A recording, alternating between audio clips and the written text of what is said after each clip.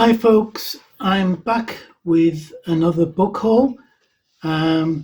These books go back a few weeks actually, so it's a catch-up haul if you like. So it's going to take a while. There's a few to show as always. So let's get started. Now the first four books here were a hardback set of books that I was so pleased to be able to pick up. And they're by the author Cordwainer Smith. And this is Quest of the Three Worlds. Now, just like to read you what it says about Cordwainer Smith. He sounds such an interesting character. His real name was Paul Myron Anthony Linebarger, born in 1913, died in 1966, wrote science fiction as Cordwainer Smith, had a PhD in political science from Johns Hopkins University, and was able to speak 6 languages by the age of 23. He spent part of his childhood in China and was a godson of Sun Yat-sen. He served in the American Army Intelligence Corps in China during World War II and was later an advisor to the British forces in Malaya. His book, Psychological Warfare, is still well regarded in its field. He was for many years Professor of Asiatic Politics at Johns Hopkins and a leading member of the American Foreign Policy Association, as well as being an advisor to President Kennedy. He published his first SF story at the age of 15 and wrote novels under 2 other pseudonyms.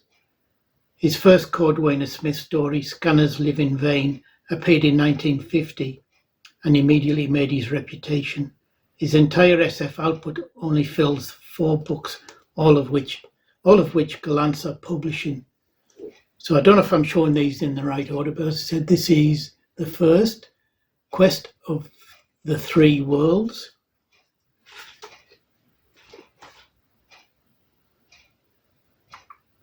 Which was originally copyrighted 1963. I recently read my first Cordwainer Smith short story, which was in an anthology for the best of 1975. It was a posthumous one, I think, finished by his wife, Genevieve.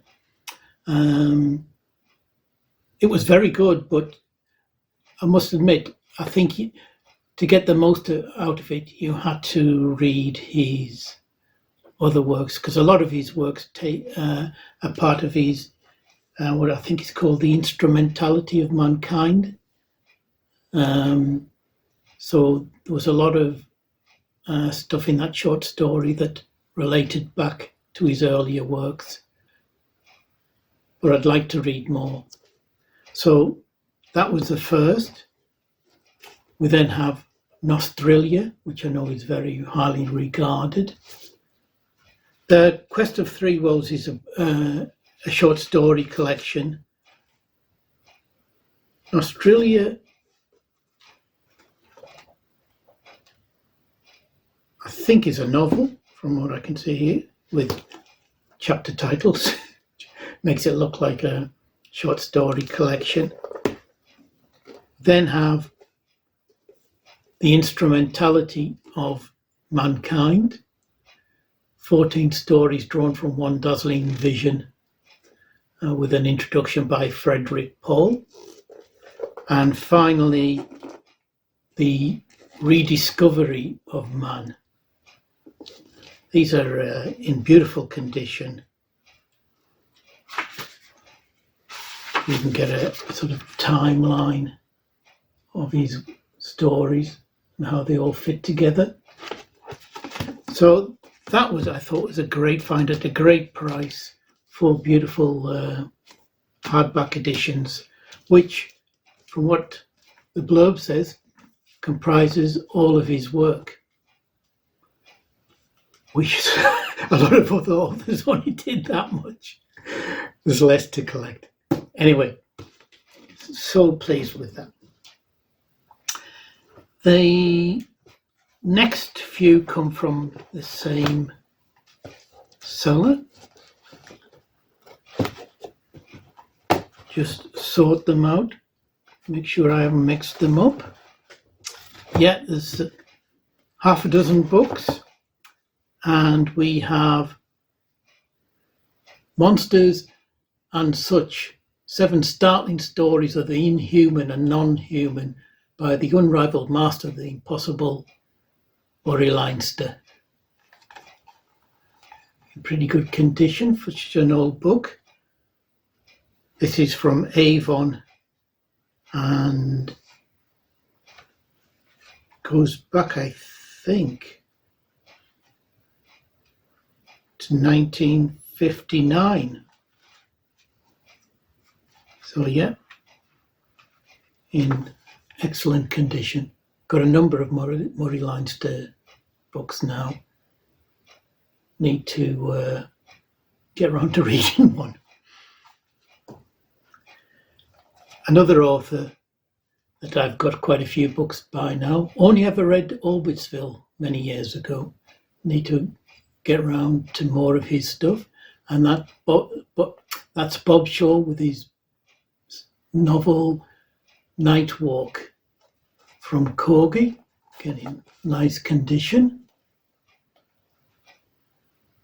This one dates from 1977, this Corgi edition, copyrighted originally in 1967.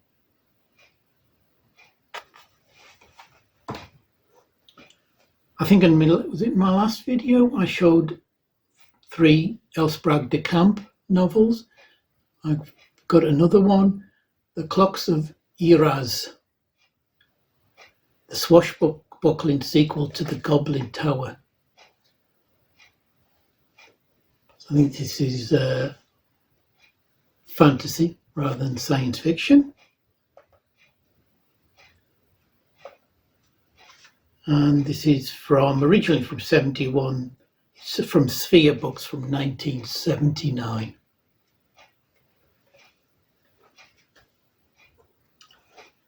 An author I've got a couple of books by H.B. Piper. I read the Fuzzy novels many years ago. Don't remember a lot about them. I remember thinking they were fairly slight but enjoyable. And this is The World of H.B. Piper. So as you can guess, it's a collection of short stories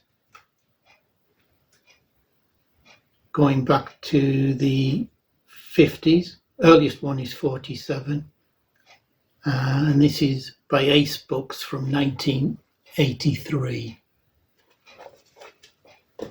The next one I'd never heard of the author, but I just had to get it for that cover.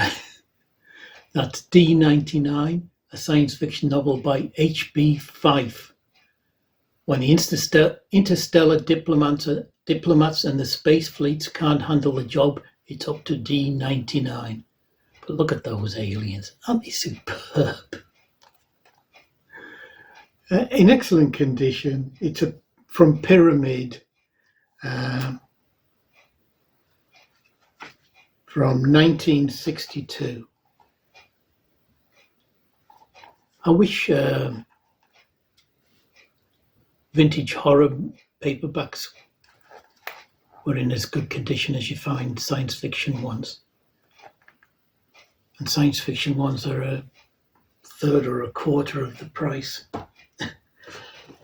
And finally from that batch, the 4th volume in Philip Jose Farmer's Riverworld saga, The Magic Labyrinth. I think I showed volume 5 last time. Decent condition from Granada Books.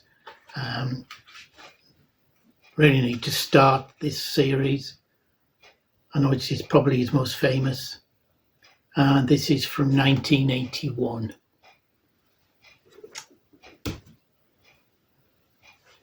Next up, we have bear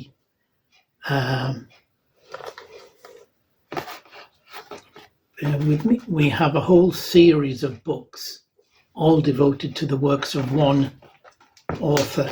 And you'll soon see why I particularly picked up Sorry, these ones. I don't have an answer for that. Sorry, that was Alexa. Okay, starting off with an ace double. We have the author, is Lin Carter, probably most famous as an editor and as a co-writer with Elsbrand de Camp of some of the Conan stories later after Robert E. Howard had passed away. So yeah, we have the Star Magicians from Who Will Stop the Planetary Marauders, which doubles with a novel by an author I'm not au fait with, John Baxter, The Offworlders, The Man from Beyond the Limit. These date back to 1966.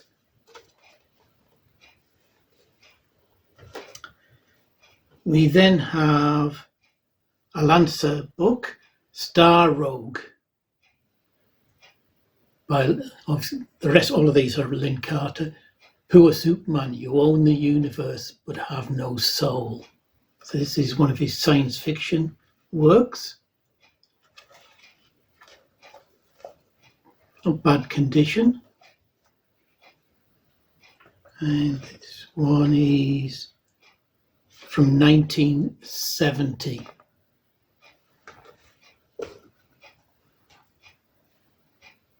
A 5-star paperback, Giant of World's End.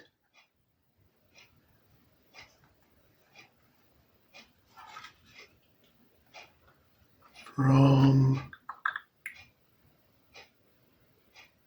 it's in Roman numerals, I've got to work it out.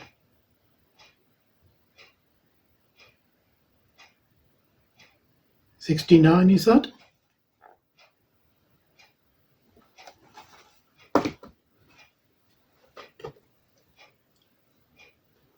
The next two, I think, are in the same series. I'm not sure if I got these in the right order. That's Black Legion of Callisto. Yandar, the alien, tortured. There's a whole series. This must be at least the second one. It only mentions one other, Yandar of Callisto. So that Yandar must have been the first. This must be the second. Copyright 1972, published by Orbit in 1975. And another in that series, the great cover, Sky Pirates of Callisto. Yandar the alien savaged. Doesn't have much luck, does he? He's tortured and he's savaged. I think this is the third in the series. I don't know how far the series went. This is from 1973, first published in Orbit 1975 again. Oh, I've got three. Bear with me. I've actually got Yandar of Callisto. So that's the first book in the series. And in this case, he's enslaved. So again, this will be from Orbit 1970. Oh, and this is 1974. Copyrighted originally 1972.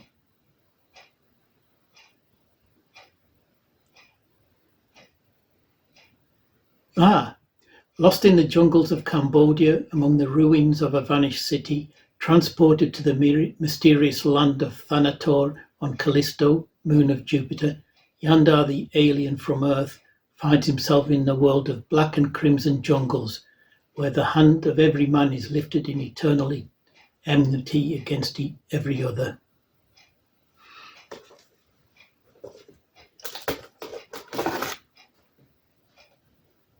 Next, The Man Who Loved Mars. a rose-red city half as old as time.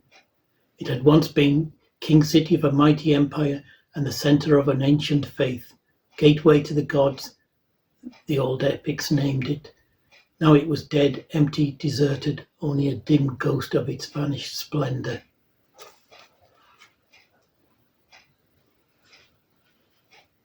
From 1973. This is a 4-set gold medal book.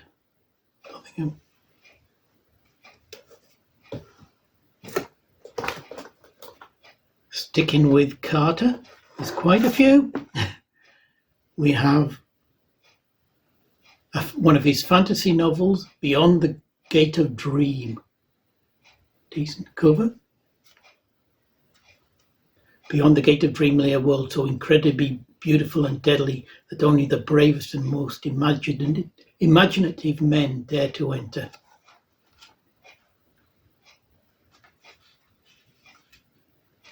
This is from Leisure Books, 1969. Pretty early one. In better condition than some of the later ones.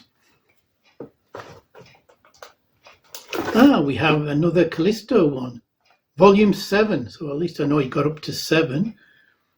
This is Ilana of Callisto. Doesn't say what's happened to Yandar this time.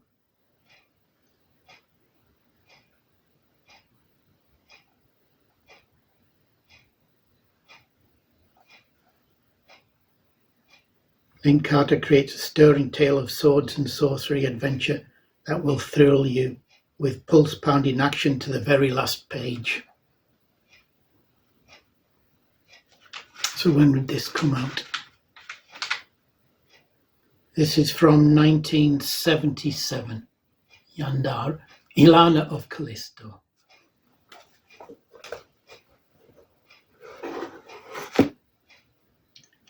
We then have 2 complete full-length science fiction novels in one volume from Belmont. Then we have The Flame of Iridar by Lin Carter. Can strength alone vanquish the wizard sorcery of on the Red World? So obviously set on Mars again. This is not Jandar, but Chanda, Prince of Orin. Don't know if there's any connection. And it's doubled up with Peril of the Starmen by Chris Neville. Destroy the green planet was the Starmen's order, and thus began Earth's final countdown. Sounds very popish. From 1967. This was. And now we get on to why I went for this batch, because as you know, I'm collecting all the, well, as many as I can of the Door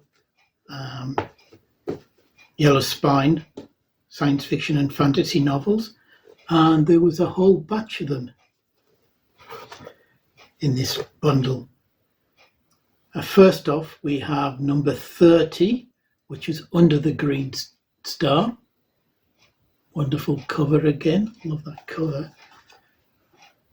This is from 1972 with a cover art by Tim Kirk. Under the Green Star is Lin Carter's salute to the great tradition of the Grand Masters of interplanetary sword play.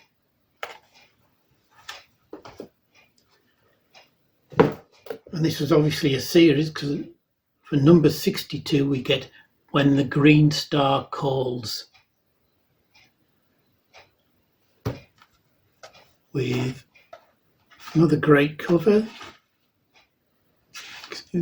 by Luis Dominguez from July 1973. Some of the spines are a little bit faded, but that's par for the course with a lot of these door books. And the third novel of the Green Star Saga was number 110 in the series, By the Light of the Green Star. I think this might be the third and final one in that series, with a cover by Roy Krenkel. And this one was from July 1974. Spine's a bit better on that one. We then have number 150 in the series, and this is The Enchantress of World'S End, the second book of the Gondwain epic. So I need to find the first. I think this is again sword and sorcery.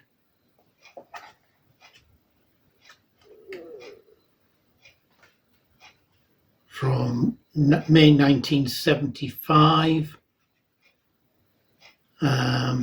And this is a cover by Michael Whelan.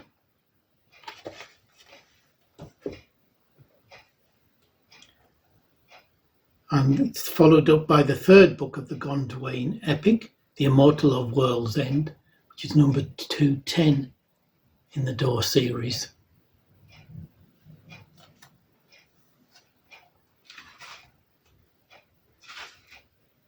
So that's from 1976, and it's again a Michael Whelan cover.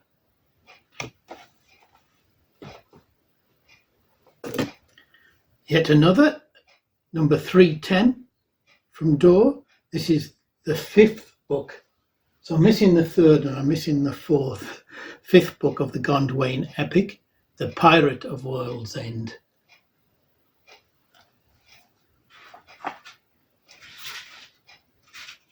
From October 1978, with cover art by Richard Hescox. And finally, from this batch of Lin Carter books, we've got the first book of Gondwain, or the Gondwain epic, The Warrior of World's End. But unfortunately, this one is a reprint. It's not the first printing which I'm trying to get, but it'll be a placeholder until I can find an original. And yeah, this was from 1974 originally, I think, first printing, but this is cover art by Vincent DeFate, or DeFate, however you're meant to pronounce it, with decent condition. So I had, just to get those Door yellow spines, I had to go for that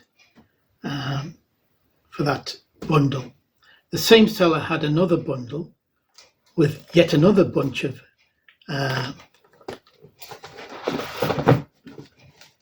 yellow spines, among other things. First up, we have The Star-Crowned Kings by Robert Chillson, number 161 in the series. Never heard of Robert Chillson. This is from August 1975, and with cover art by Kelly Frias.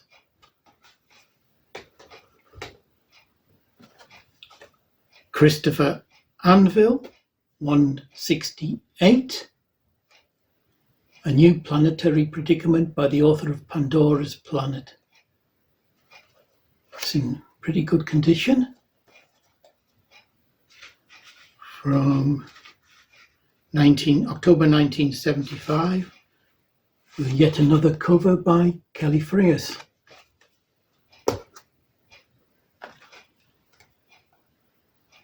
Brian Stableford, with the Paradise Game number 111. If This World Was Eden, in what guise was the snake? This is part of the Star Pilot Granger or Hooded Swan series, number 4. from June 1974. And yet again, an excellent cover by Kelly Freas.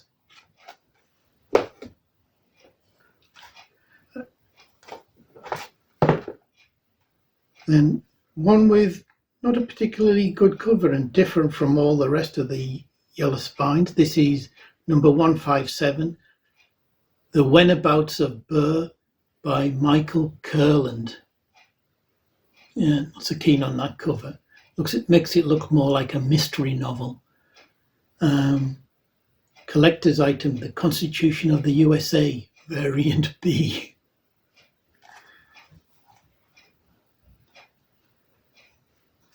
From July 1975.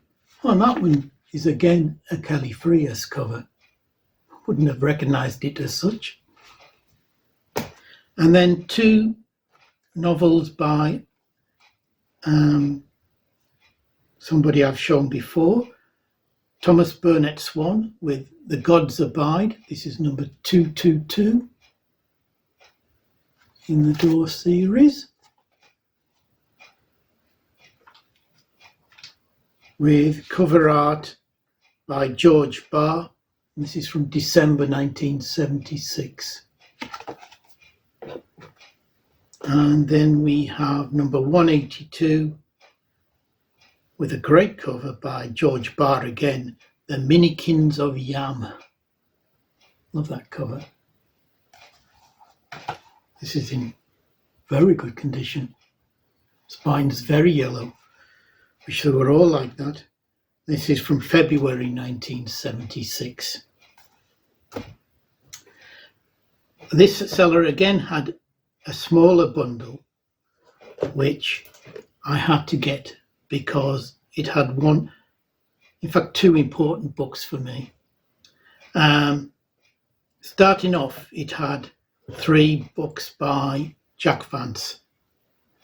First is an older Ace book, The Eyes of the Overworld, which I think I've got in a different edition. But I love that cover, Quest at the End of Time.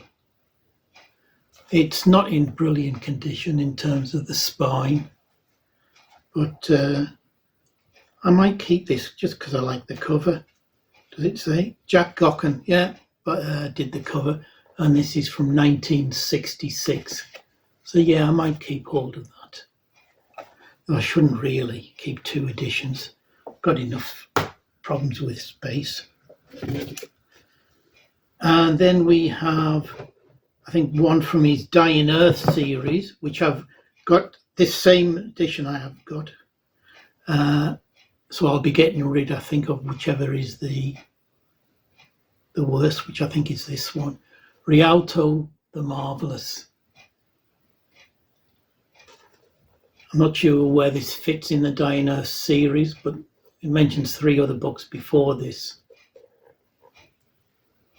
As the sun fades, the leader of the witches returns. From Grafton Books in 1985. So yeah, I'll probably pass that on. But it has another Dying Earth novel, Kugel's Saga, which I think comes right after Rialto the Marvelous. The front cover there is done by Jeff Taylor. It's from Granada again. From 1985 again. Jack Vance. But now to the ones that I really had to go for. They're Door Yellow Spines, but that isn't the main reason I had to go for this one. This is Michael Shea's Niftaline. Heard so much about this. I first came across Michael Shea when I was first starting to collect me science fiction and fantasy paperbacks about a year or 2 ago, and my first trip to my local second-hand bookshop turned up his Colour Out of Time, which was a follow-up to Lovecraft's Colour Out of Space. I'd never heard of Michael Shea before that. I enjoyed that novel.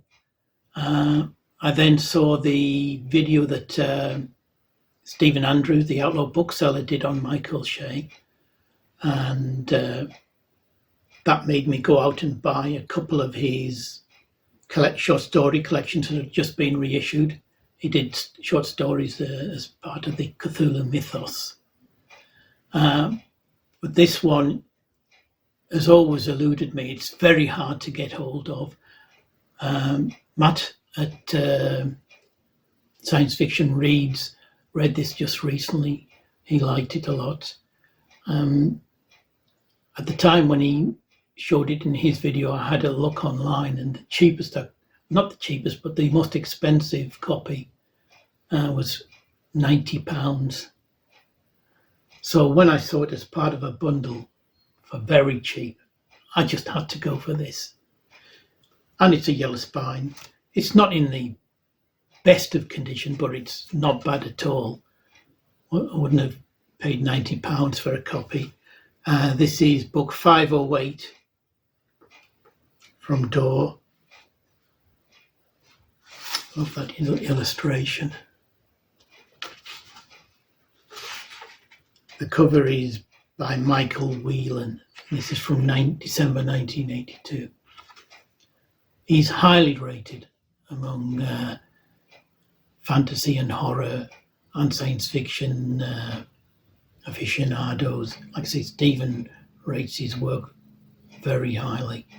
So I was so pleased to find that. And not just that, but also his A Quest for Symbolis, which is number 88 in the Door series, in better condition, this one. And this one is an epic fantasy of the dying earth. He was actually given permission to continue the Dying Earth series by Jack Vance. Another great illustration. And that's a George Barr cover. Excellent cover. This is from January 1974. So that's that one done. And we've only gone over half an hour. Not too bad. Anyway, hope you enjoyed seeing those. If you've read any or you've got any comments about any of these, please let us know. Comments are the lifeblood of YouTube videos. Take care. See you soon. Bye.